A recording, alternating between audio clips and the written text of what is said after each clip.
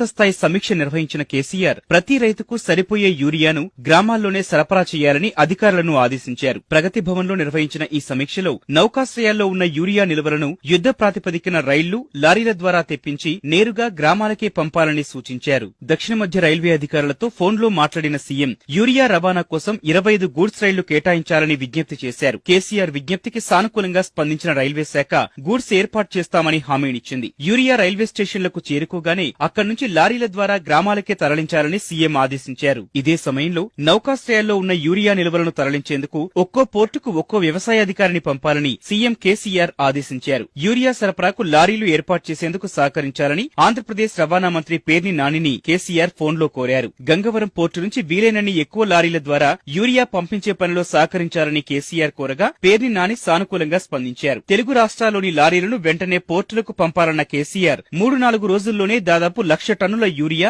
తెలంగాణలోని అన్ని ప్రాంతాలకు అందాలని ఆదేశించారు. 2-3 రోజుల్లో రైళ్ల ద్వారానే దాదాపు 60,000 టన్నుల యూరియా ఆయా జిల్లాలకు చేరుకుంటుందని అంచనా వేస్తున్న అధికారులు 4,000 లారీల ద్వారా వివిధ మండలాలకు చేర్చేందుకు ఏర్పాట్లు చేస్తున్నారు.